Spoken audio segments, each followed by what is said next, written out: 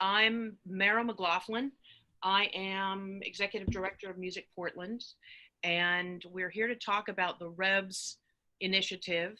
That is a national initiative made up of 16, I believe at last count, music cities that are working together to create our future, to make sure that our future is industry led, and we'll be talking more about it. Um, the acronym stands for Reopen Every Venue Safely, but I am thrilled to hear the national group starting to talk about it as Reimagine Every Venue Safely, because I think what we're doing is going to involve a lot of pivoting, and we need to be connected and safe and creative. So not to jump the gun, but the goal we're looking for is for folks to sign up on a mailing list so we can start to assemble the group of venues that are going to be participating with us. And that link is a bit.ly link, bit.ly/capital revs -join. Austin will put that in the comments. Now that you can take a small breath from some of the funding traumas, though there's still a lot of work to do at the federal level, I know a lot of you are starting to think about how to pivot your business. And we want you to believe that this REVS process is really trying to support you in that creative endeavor to sustain your venue through phase 2. This is for Oregon, phase 2, phase 3, and even once the vaccine is distributed. So it's not just about reopening. It is about guidance to help you navigate the time from now till whatever the new after looks like. So first of all, we're lucky to have two amazing speakers, one from the National REVS Leadership Group, Michael Bracey, who is the head of the Music Policy Forum. I've attended a number of the events that he's put on that really have done a remarkable job of bringing together all of the music city organizers across the country and even throughout the world to really find best practice and sort of democratize what we do, because none of us is doing it alone. We all need to be thinking ourselves as a network. And he's got lots more things I could brag about for him, but I'm gonna stop talking and let Michael talk a bit about the national project, how it came about. Take it away, Michael. Thanks, Mara, and it's great to be with all you. We are just we've so enjoyed getting to know the Portland cohort and everybody's working so hard on these issues in Portland. So just a quick 10,000 foot overview. As Mara said, Music Policy Forum has been working for the last 5 years around sort of basic issues of music ecosystems and what we can do collectively to create stronger, better, more equitable music communities. Looking at sort of local models and the interconnection of local government, music industry, philanthropy, nonprofit sector research, et cetera, to see how we can create and share best practices and strategies, how we can strengthen networks and connection points and all that good work. Again, all with the understanding that our music scenes are vulnerable and they need to be as resilient and as as effective and aligned as possible. So in response to COVID, we all did what everybody did, which is we said, what the heck is, we grieved and we panicked and we did, everything that again, I think we all are doing. And then we kind of went under the hood and we said, what could we do as a community that would be meaningful and incremental and doable in the context of what is a massive, unspeakable catastrophe for the music community and for the world, frankly. And the REVS initiative came out of that because what we decided was two things. One, that we don't control the science, that we aren't going to be the ones who are able to say when it's time to get back to work, when it's time to reopen. But what we do know are that we can identify things that we can't control. And we can start to kind of build sort of incrementally, what are the pieces that we know that when it's time to get back to work, that we're going to want to have thought about and be put in and have in place. So again, when we get the go ahead, we're ready to go as quickly as we can and as safely as we can. What we also knew is that it's not going to be simple enough to say we're open for business, that we're going to have a community, many communities, interconnected communities of musicians, of venue employees, of audiences that are going to share the same fears that we have, that are going to be very uncertain and uncomfortable about what are we getting ourselves into. and that whatever we do locally to sort of determine what it means to reopen venues and get back to work, that we're going to have to be able to communicate that out to our core audiences and our core constituents and community in a way that maybe is different than how we traditionally talk to our audiences. So this is not about promoting the Friday Night Rock show. This is really saying, this is what we are doing to make things safe. This is what we're expecting you to do as people come into our venues, and that this is how we're going to do this together. The final thing that we really felt strongly about is that every music community is going to be doing the same version of this process. Everybody's thinking about this locally on their own. And that if we could create a little bit of a structure to create a cohort of cities that could work in collaboration, it would hopefully really speed the process. It would make it a little bit easier to learn from each other and not feel so isolated. So we rolled out in early May the REVS pilot cities, which is actually 11 cities across the United States with parallel projects in the UK and in Canada, to basically say, we know everybody has different dynamics. Everything that's happening, everybody's city is different. The political leadership is different. The music community is different. The power structures are different. The invasion of federal troops might be different. Like everything's going to be different, but we do want to find are the commonalities in terms of, oh, Louisville's doing that. That's interesting. We could learn from that. Charlotte's doing that. Portland's doing that. So since early May, we've been working as a cohort to try to figure out where we have those commonalities that then can be put into place. And today is actually super exciting because 30 minutes ago, our first city actually formally published a REVS plan. The first one came out. So the city of Austin formally published a REVS plan. Again, we want to be incredibly clear. This is not saying that the city of Austin is reopening music next week. It's basically saying that when the time is right, they have a protocol that they've worked on with venues, with music leaders, with city government, with the public health community to say, all right, when we get the go ahead, this is what we're doing. And now that we have the Austin plan, it's going to be much easier for Portland and King County and New Orleans and Cleveland and our other cities to say, oh, that's interesting, Austin. We like what you're doing, or we don't like what you're doing, but this is how we can tweak it. So that's been the model. It's been great. It's been very humbling. It's been a lot of Zooms, so it's been a little tiring, but we're just thrilled to be invited to join you today, and we're excited that Portland's in this conversation.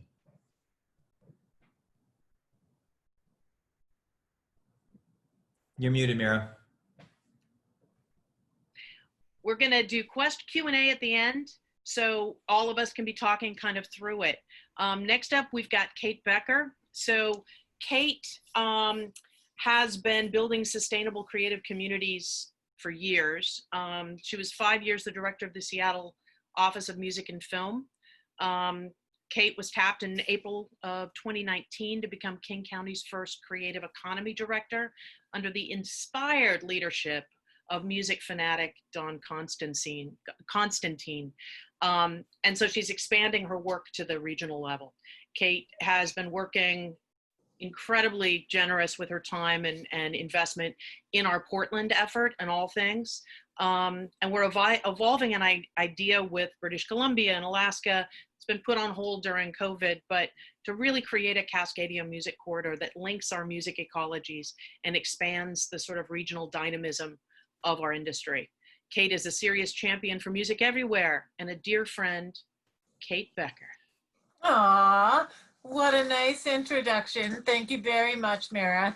I have to say, everyone, I sure love working with Mara and collaborating on just trying to figure stuff out as we move this forward. So thank you very much for having me today. I have the great honor of leading the REVS initiative in King County, Seattle is in King County. And I have two co-leads, Dina Morris and Scott Plusquilek, who work on that with me. And so when we launched this effort, we really pulled together our venue owners. Actually, I should step a step back. I first went to tell them, hey, the kibosh is coming. We're about to start restricting the number of people that can be in live music venues. Get ready, everyone. We're going to go down to 250 capacity. And we started there, and within days, most of our live music venues had closed because we jumped from 250 to a 50-person restriction very quickly. And they figured out, well, you just can't make a music venue work with a 50-person restriction if you have a much larger capacity. So I pulled them together initially for that that warning that restrictions were coming. And then from there, we realized as we launched the REVS initiative that that was, again, the right group to go back to and pull together a number of venue owners. I ran all ages venues for over a decade in the Seattle area. So I came up with some of the people who run the clubs, and that allowed me easy entree to get them to the table. But we really decided to put together strategically a group of people, a large group of people, largely venue owners and operators, along with a few key musicians, a few public health experts, and a couple of communications experts. So that was how we built our REVS team. And I also have good access to public health in Seattle and King County. My boss, Dow Constantine, also oversees public health. So there's easy connection there. And we've been collaborating with public health all along, which I understand has been more difficult in Portland. It's been tremendous to have them at the table because they're ultimately the ones who have the authority to stop venues from getting back into business. So the sooner you can have them at the table with you so that they are your ally and champion behind closed doors at the public health tables, I think it's very, very valuable. Seattle's music history is a little bit different, I think, than Portland's. I know only some of your music history, but our venue owners don't come together very often for political action. About 20 years ago, we all came together to battle the teen dance ordinance, which was our footloose law that was on the books in Seattle, Washington until 2002, if you can believe it. Got that repealed. And then about a decade later, there was a dance tax issue that brought venue owners together. And now it's been another decade, and here we are. But the beauty is that these venue owners in Seattle and King County have really come together to work collaboratively in a way that is so constructive, to look out for the good of the whole. I've been so impressed with how people who have normally been each other's competitors are now each other's allies. So our REVS initiative is really structured with three primary tenets brought to the fore by the venue owners. And that is that we are focused on musicians and music workers. We are focused on business models, both local and touring business models. We have a number of venues that support themselves and make their business work through touring, which is going to be far more complicated to get back in business than it is going to be to get local bands and performers back on the stage. And our third area of focus is messaging and communications. How will we effectively get both musicians, music workers, and the public feeling comfortable coming back out into group settings when we finally can reopen our venues? So those are the three areas we focused on. Separately, an advocacy group formed called WANMA, Washington Nightlife and Music Association. This is great because it is outside civic government. It is the venue owners themselves, and they came together and formed this group, and they've been meeting weekly as well. And they've put together the reopening protocols. So they have put together the nuts and bolts of how it will be safe to come back into your venue. And we've stayed focused on these other three issues that I mentioned. But both these groups, I mean, I'm in their group, they're in our group. We go back and forth between the groups, and there's been just a really great collaborative effort. As Mira mentioned, I do have the good fortune of working for the most music-loving politician I've ever known. So he really champions this work, and he brought forward the first public funding for live music venues in the country. We think it's the first public funding. He was trying to get $2 million through, but we got $750,000 through, and we are in the process of evaluating those grant applications now, and we'll be awarding funding by next Friday. But that public funding inspired a group of philanthropists to come together called Keep Music Live, and we will launch this campaign next week. But there's a group of some pretty heavy hitter philanthropists who came together to say, look, if the public dollars from King County are going to come forward for private music venues, then we are going to rally to leverage that and bring in more funds from the philanthropic sector, because we know $750,000 is not going to go very far for paying the rent and expenses in this time of COVID. So a lot of different layers going on in Seattle and King County, but everybody working together to figure out how are we going to do this. This threat feels fairly existential sometimes, and we have to find a way. We have to keep that pressure up. And so working with all the REV cities, with Music Policy Forum, with Mira, with all of you, I mean, it's all part of how we're going to get this done. So just really thrilled to be here with you all. Love the work that you're doing in Portland, and we'll do anything I can to help you.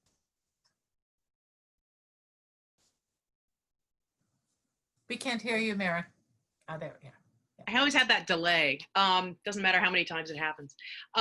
Yeah, Kate, thank you. It's really great to hear that other cities have had similar challenges. I know that we held off engaging, too deeply with the venue community outside of our venue members on the Music Policy Council. But now's the time. I think some of our funding situations are at a moment of hurry up and wait. So it's a good time to do it. So I'd like to introduce our Music Policy Council. Our Music Policy Council was established at the end of last year, and it sprang originally from multiple music venue focus groups that Music Portland held. And we produced a report that outlined the frustrations, large and small, that venues had with regulatory city bodies.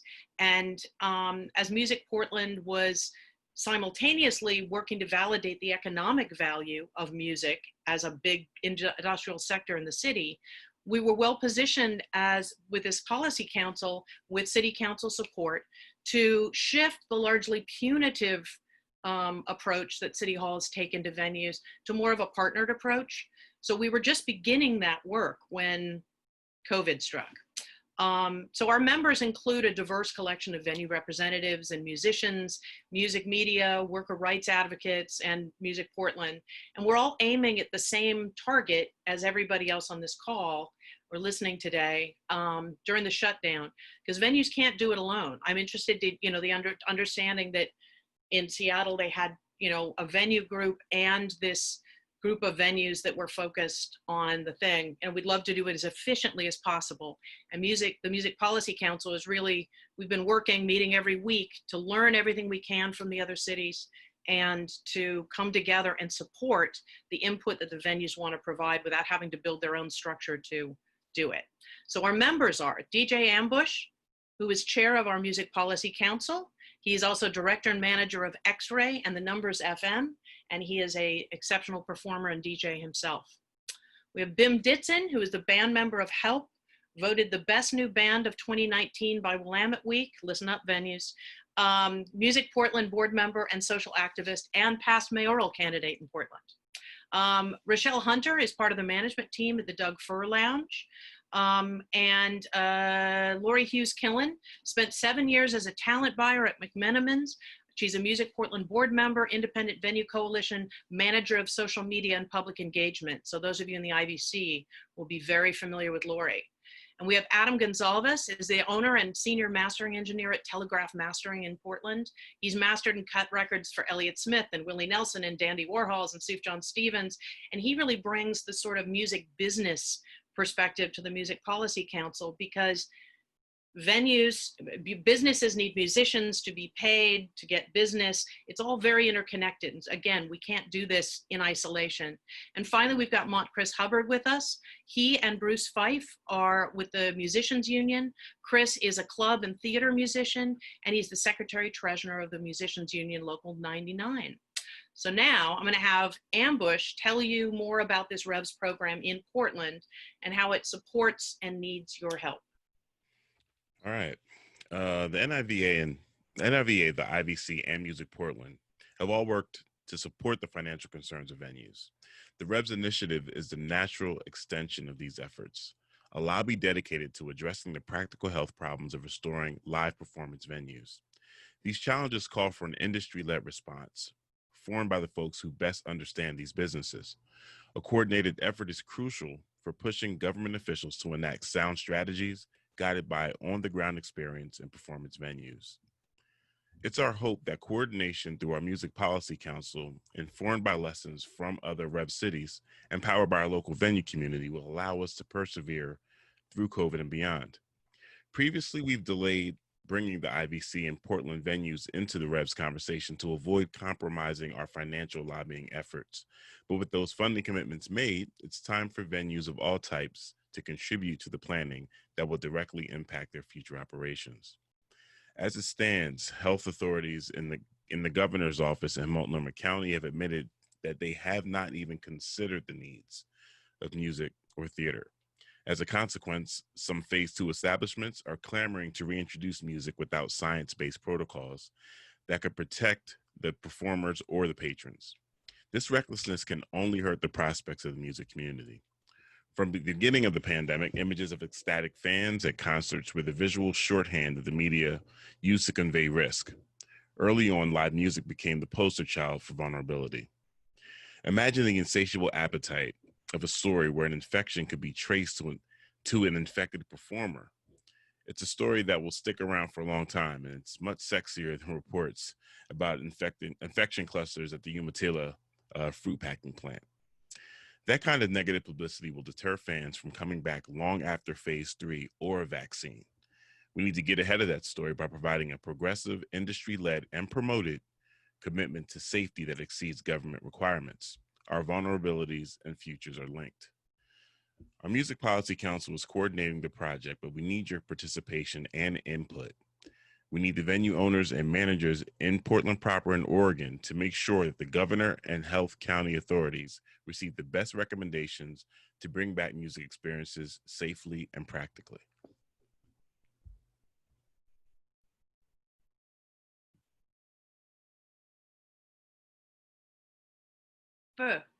Next up, we've got Lori Hughes, MPC superstar.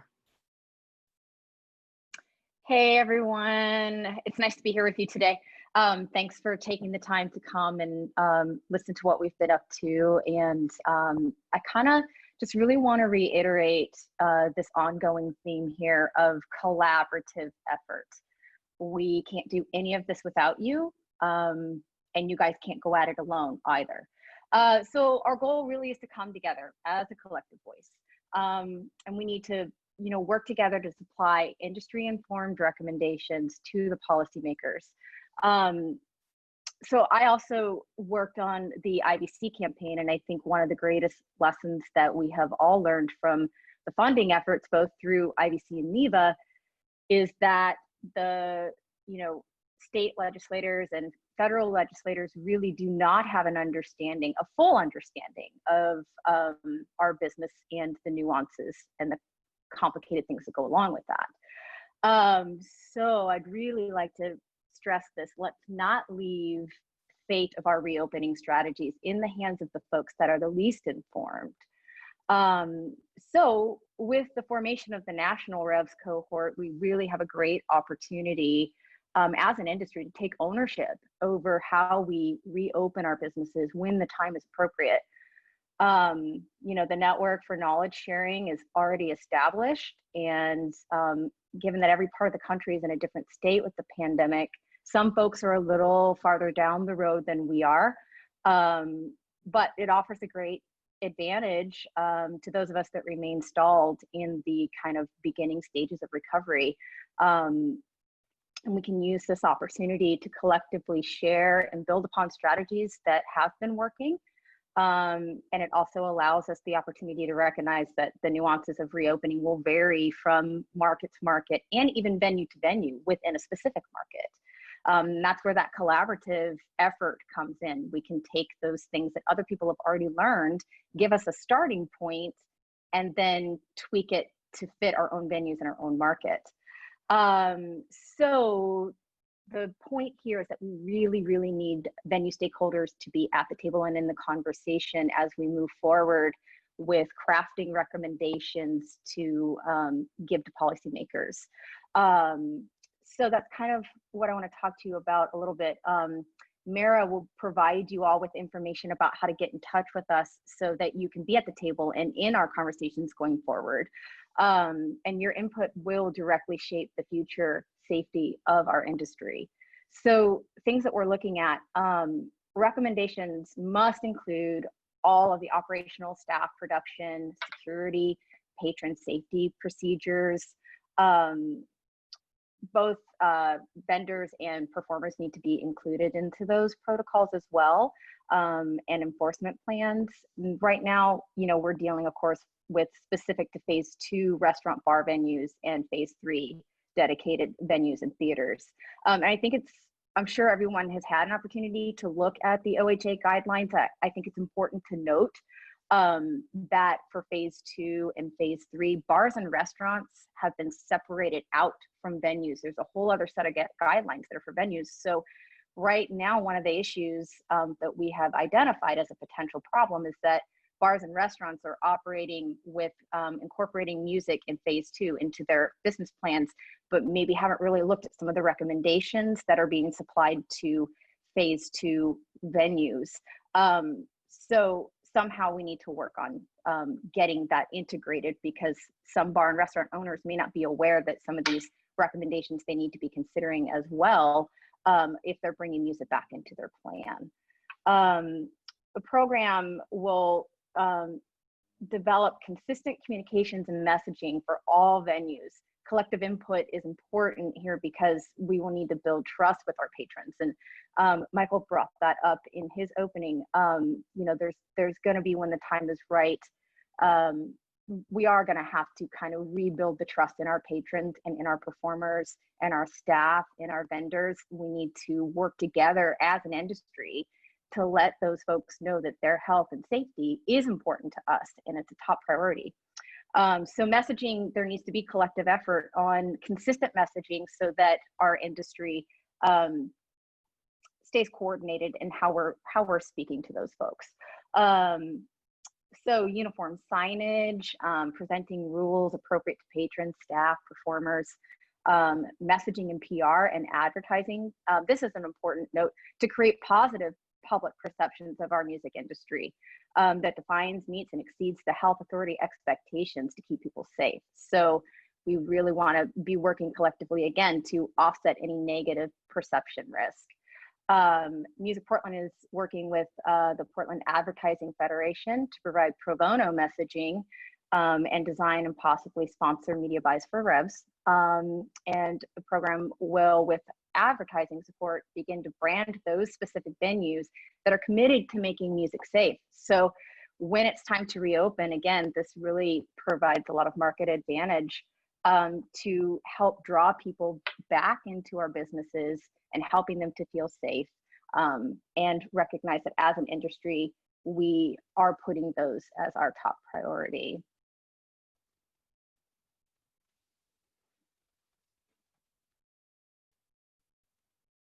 There we go.